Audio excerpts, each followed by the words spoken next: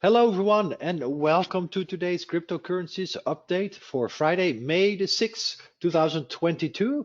As promised, we're going to look at some downside targets for most of the cryptocurrencies, as well as a quick review on how to use the Elliott Wave principle for trading. Remember, one has to put in the effort to make some money out of this, regardless if the markets are up and down. If you want to be held by the hand to know what you should or should not do from a trading perspective, you should sign up for my crypto trading alerts. I won't be only winning trades, especially in bear markets. It's hard to squeeze out anything winning other than shorting cryptos. A lot of people, unfortunately, can't short cryptos, so one has to sit on the hands in cash. But I will show you how one can still try to squeeze out some money here and there on short-term scribbles, so to say, and how the Elliott Wave can help you with selling, buying, setting stops, all those things.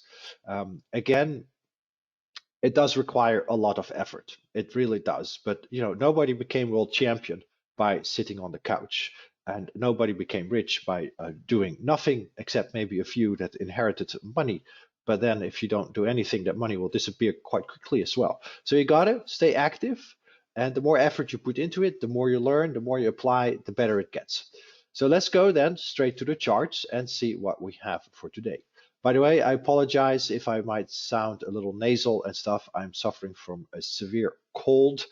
I have about 10 different types of medications lined up to prevent me from coughing, congesting, and all that stuff. So again, I apologize if I cough somewhere in the middle of this update. Here we have Bitcoin zoomed in pretty much year to date with this utter mess it has been in for many months. We're back to where we were in January. Horrible. We were tracking this wave 1 and this wave 2, and then we've had quite overlapping price action to the up and downside. This has been quite disastrous, honestly, to try to nail down from an Elliott Wave perspective. But I think we can start to look for these 3, 4, and 5 target zones in some form or fashion. Now, the only thing is that this might turn into a potential sort of diagonal type of final 5th wave. That wouldn't surprise me. Okay, I'll show you that for Ethereum as well.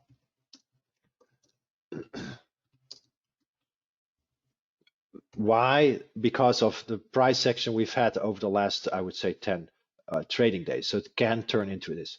Now we had support here at about 37,300. That is, of course, now resistance. We had support here at 36,217. That is now also resistance. And now support here is at 35,050. Okay. Again, as I said before, if we break below this B wave low here from a regular running flat wave C, then it opened this potential path, but this path has been quite whipsawing. That is definitely not what I originally anticipated, but sometimes the markets just takes their own turns. It still looks like we can reach these lower levels. These remain my lower levels. How exactly this is going to fill in, this is why I don't want to deal too much with the scribbles.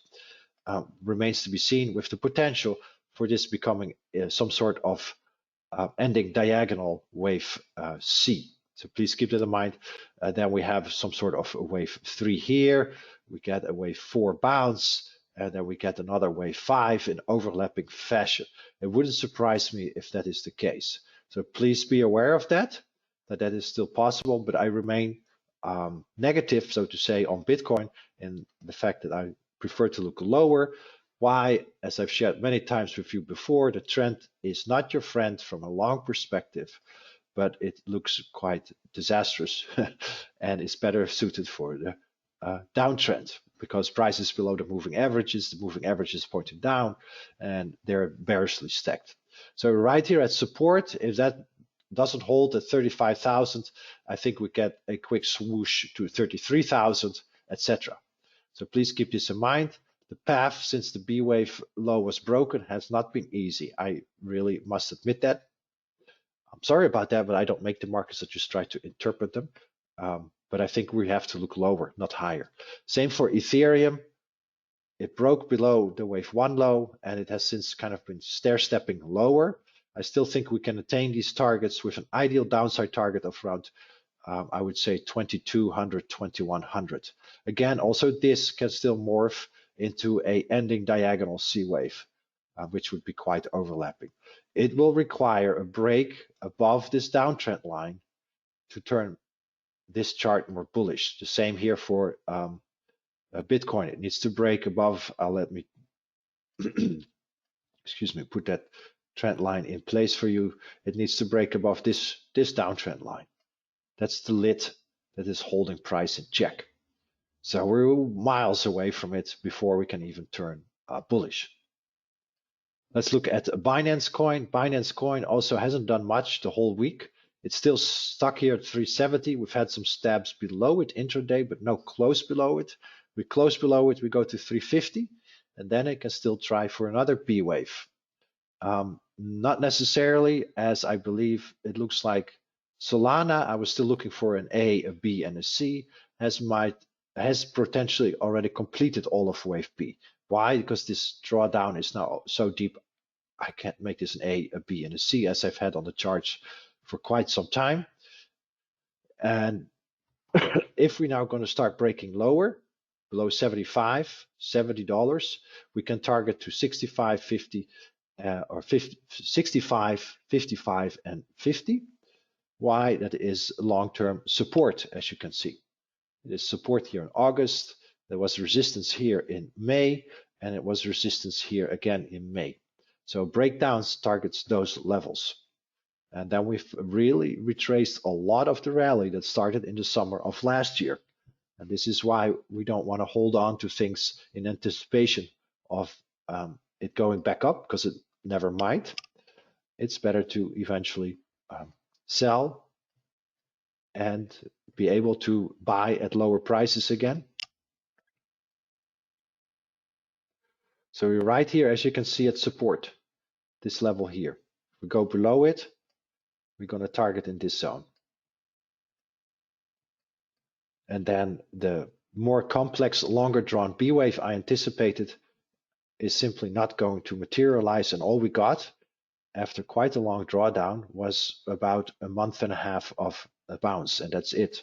It did reach the upside targets here based on simple symmetry, but it simply wasn't as complex as I originally kind of would hope it to be. But this is the problem with corrections. Corrections are very tricky in nature, and they often do disappoint. So please keep that in mind. So if we start breaking lower, below these price levels here, the blue line, then I'm going to look into the 60s to 50s. Let's look at Matic. No, not yet. Let's do Luna. Luna, again, back at the 77 level. If we break below it, then we can target into the high 50s, at around 57.5, based on simple symmetry. It doesn't look good, and I think this looks very corrective so far, quite typical with lots of overlap, up, down. Always a little hard to know exactly what it's going to do day by day, but the general trend is now lower, prices below the 10 and the 20 and the 50-day moving average. I think we can start sticking a fork in it. If we break below the level we're at right now, almost right here, then symmetry will target right into support here at around 57.5. This has been quite a complex type of price action. It doesn't surprise me. This is quite typical for corrections, this constant overlap in price. You see, this is then where we can reach based on symmetry. It will require a break back above this level to move higher. That is the bullish cutoff level, which is at around $98. If we get back above 98, I'll turn bullish. If we break below 77, oh no, 77, it is time to turn bearish and look for these lower prices into about 57. That would be my target. And I think then we start to get close for this wave 4. This would be more of your lower risk, higher opportunity buy level. Again, low risk doesn't mean no risk, because we can still go as low as 37. But then we start to get somewhere where I say, okay, this is a nice good retrace of the entire rally that we've had so far this year. And then we have to start thinking about a minimum bounce, so to say, and potentially a new bull leg higher. So far it's progressing nicely. Just the daily scribbles, as usual, are quite complex and overlapping, typical for corrective price action. So no real surprises other than some intraday or daily swings that are near impossible to forecast in real time. We look at GMT. This is GMT. And right here in the ideal wave 4 target zone, but I don't see any turn just yet.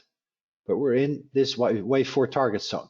So this one has progressed something similar to where we eventually want to see Luna go as well. So far this forecast is on track. We got pretty much everything correct. The 3, the 4, the 5 looks good. No sign of a reversal yet. Everything is still pointing down. Let's have a quick look at some symmetry. I'm going to use this arrow. There we go. Here to there. And then we take the arrow. So it looks like we're getting close to symmetry. That's good, but we have no signs of a reversal in place just yet. Let's do some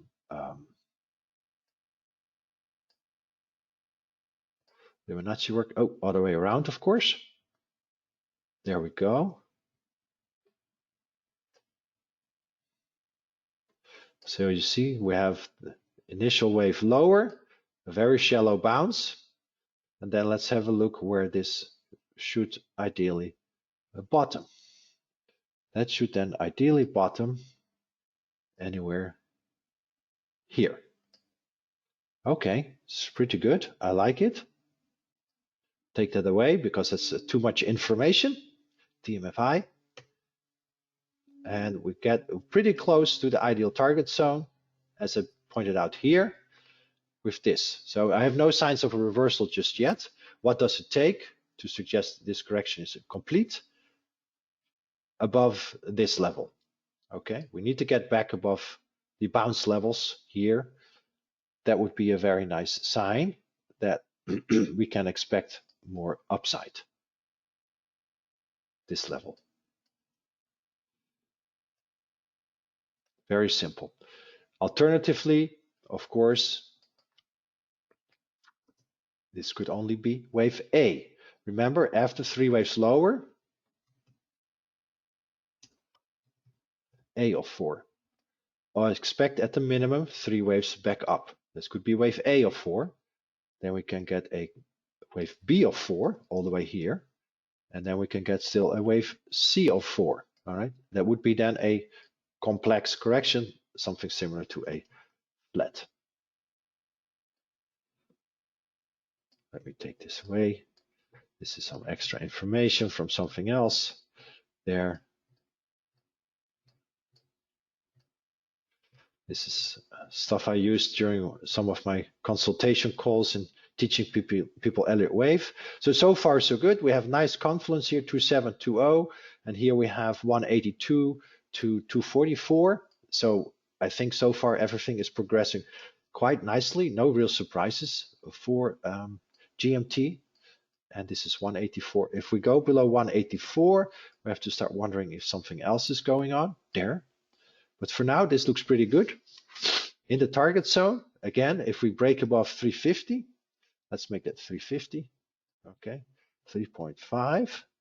Then we should be able to get on our way either to best the all-time highs or to go into the 5s. One of the two. Remember, after 3 waves lower, and this is still, in my humble opinion, 3 waves.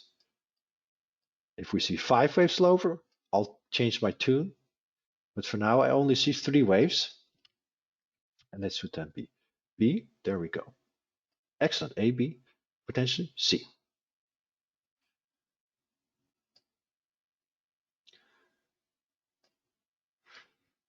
Let's go to Matic or Polygon. It's right at the $1 level. Again, if it breaks down, we're going to 70 cents. Why is 70 cents important? That's the July low. So this needs to hold or we're going to go lower. Again, the high risk entry level is $1.25.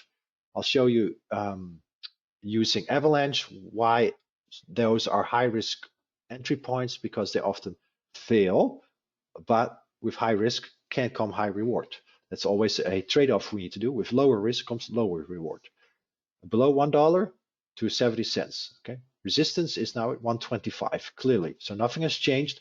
We're still waiting for this U-turn pattern. I haven't seen anything yet that suggests the U-turn is even close to be underway. I already did Binance Coin. We did Luna. Let's go to Avalanche. Avalanche, same deal here. If it breaks below, I would say $53, and then we're going to target the 40s, which is next support level. Here you can see how Avalanche tried to break above 65. It closed above 65, which would then suggest a high risk entry. And a high risk entry it was, because it led to a failed trade. It didn't happen. Okay, so that's why I always show it's a high risk trade. It can materialize, it doesn't have to.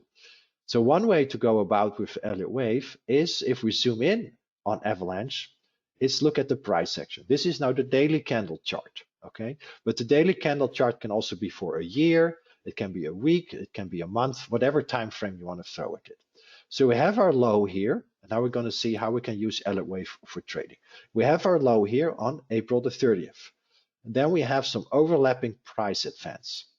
We don't like overlapping because that most of the time doesn't suggest it is a clean, clear impulse for a first wave. But we know impulses can be also diagonals. And it kind of looks diagonally, I would say. So this could be a wave 1 here at the top, or a wave A. So then we start off with a wave 1 / a wave A. There. Then we have a down, in this case day, which means that is a corrective wave.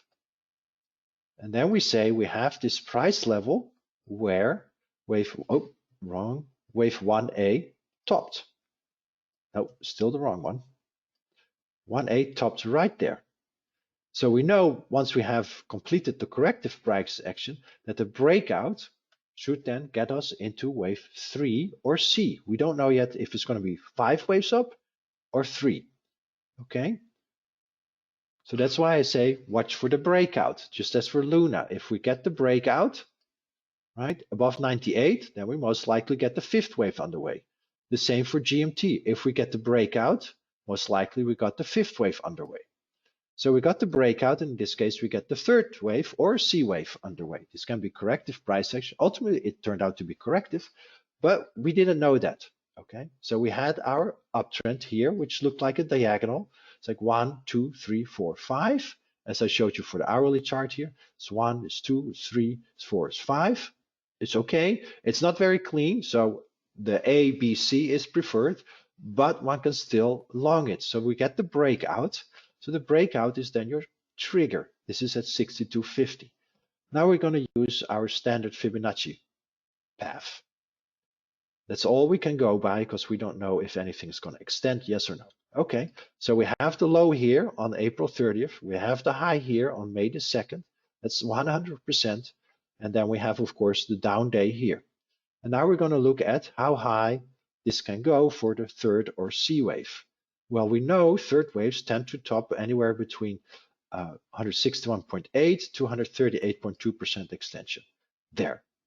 Okay, so reached. So the breakout, now if you this needs to be monitored, of course, closely on a daily basis, potentially even intraday. So this will take a lot of work. This is not something you can do while you're in a meeting or on a phone call with somebody else.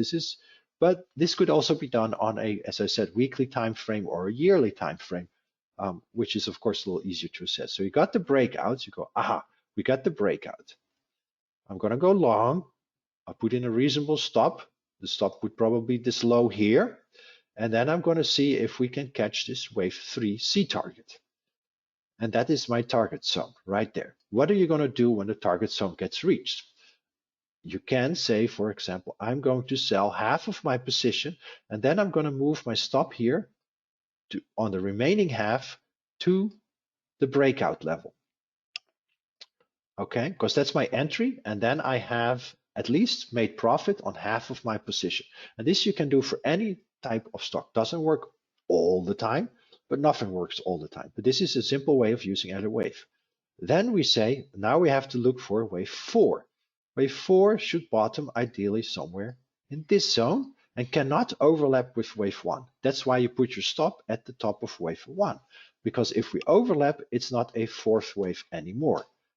Okay, so then you say, okay, let's see if we can get the wave 4, because maybe we can get even a wave 5, and then I'm still exposed for this wave 5 to go here, somewhere around this level. Okay, maybe a little bit lower, it's fine, somewhere around there. Okay, well, what you got?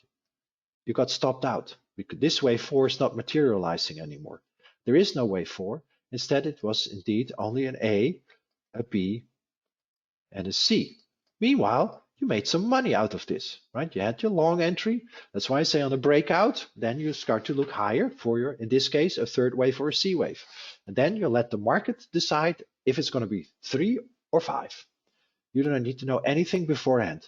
You raise your stop. I would say sell into the target zone, or you raise all of your stop. Hindsight, you should have sold everything there, but hindsight is 2020. We don't deal with hindsight. We only deal with the data at hand. Here on the 4th, you got your breakout.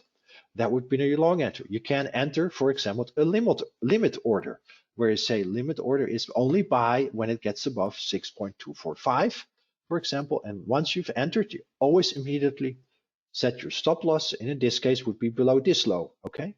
And maybe you got whipsawed, but not in this case. And it went all the way almost exactly to 161.8% extension. You would have to track it, or you put in a limit sell order where you say, I'm going to sell half somewhere in this halfway upside target, wherever you want to do. And then you say, I'm going to raise my stop to this level, because if we break below this level, it cannot be a 1, 2, 3, 4, 5 anymore. There's no more 5 coming. It's off the table because we broke below the potential wave 1. So then it cannot be a wave 1 because 4 and 1 are not allowed to overlap. That we know. And clearly you prevented a lot of loss, a lot of additional pain if you did not know this. Now you know this, so you can trade it profitably. Now, what would have happened if we did bottom here, somewhere around here, then potentially would have gone here. That it would completed a larger 1 or A wave. We don't know yet. Okay, you probably would sell then another quarter of your position here. So you have only 1 quarter left, and probably raise your stops on the remaining quarter, because you know after 5 waves up, come at least 3 waves lower. Now let's say this B wave bottoms around there. All right, this is the 1 degree higher, like that in black, and this one in black as well. And you're going to simply do rinse, lather, repeat. Okay, so there, but now that you know we have 5 waves higher, you know you can actually buy this dip. Okay, you don't have to wait for the breakout anymore, because we need at the minimum a zigzag A, B, and 3C. That we know with certainty. Okay, that's coming. Oops, I don't know where that one went. Okay, so then it becomes a little easier. So now you can actually buy a little bit lower. Maybe you're going to get stopped out from your original position bought here. Maybe not, it depends. You're going to look at how much of a retrace are we going to get, somewhere around here. And maybe you do get stopped out on the last quarter position left, because you sold half here, you raise your stop to here, you're still holding. If this potentially goes higher, and then it drops here into this ideal target, so it can drop lower. That's fine. You're going to get stopped out maybe in the last quarter percent. Who knows? That's fine. Can it go all the way here? It's fine. We don't know yet. But this is what we assume. Then we're going to wait for it to start impulsing back up again. We're going to watch some key levels. But you know we're going to then reach here. Let's say we get a 62% retrace. Then you know wave 3C. Oopsies. Wave 3C should target ideally somewhere here. And then you're going to gun for the same again. All right, so you do rinse, lather, repeat. And then you're going to watch for this wave 4. Is there a potential wave 4 coming, yes or no? If not, you do it over and over again. No, there's no wave 4. I've been able to trade this 1, 2, 3, 1, 2, 3 setup really nicely. Okay, so that's how you go about. And now this, of course, this whole black pattern is not emerging anymore, so it's off the table, but just as a hypothetical way to look at how one could trade this. So make sure, that's why I always say take profits, especially in bear markets, take profits quickly and raise your stops. This is what I mean with this. I think this is the easiest way to show it. And you can see how in even a matter of a day or two, you could make a little bit of profit. But I know this takes a lot of work. Again, nothing is easy. You do have to put in a lot of work, so to say. But that's normal, but I just wanted to show this goes even on a weekly time frame. If your weekly time frame, you just look at, oh, is the week, is it breaking above it? Yearly time frame, whatever your preferred time frame is, hourly time frame works the same. 10-minute time frame as well. At some point it gets very variable, of course. I prefer to stick to the daily time frame as the lowest resolution, but just to show how one can go about and use Elliott Wave in anticipation of a potential 5 waves higher. And if they don't happen, then you're out. You've made a little bit of money. Of course, it would have been best to buy everything here and to sell everything there. But once you're here, you barely know it's going to go there. But once you start to see this setup, you start to see the breakout. You have to track and monitor it diligently. Then you have a good setup to make some money here, prevent any further downside by setting a stop, preferably for a partial position left, and then we'll do it all over again, rinse, lather, repeat. Okay, all over again, rinse, lather, repeat. Easy peasy, 1, 2, 3. So I hope you appreciate this showing of how you can use Elliott Wave, what the upside projection targets are. It doesn't work all the time exactly like this. Sometimes we extend and this C wave goes a little bit higher. That's fine. You can still take profits here. You can still put your stop here and then ride it higher. If it goes higher, it's fine. You've already made your money. It's all in your bag. Again, it's not about nailing the exact tops and bottoms, but riding the trend as much as possible. And when the trend breaks by going below certain key levels it should not go below, you're out and you start all over again. Rinse, lather, repeat works probably about 2 out of 3 times. And that's more than having an edge than enough. In Las Vegas, you only have 49% chance of winning. Here, you probably have about 70% chance of winning. I know what I take. But again, this on a daily time frame requires a lot of work. And it shows you how things really quickly can change from a potential 1, 2, 3 to 4, 5 setup to only 3 setup. All right. So I hope this helps. I hope this brings some good vibes going into the weekend while things are still trending lower. I've presented the downside targets. I hope those are helpful. If not, please contact me if anything is unclear. As always, I'm here to help you. Take care, trade safe, and let's see what we get on Monday. All the best. Bye.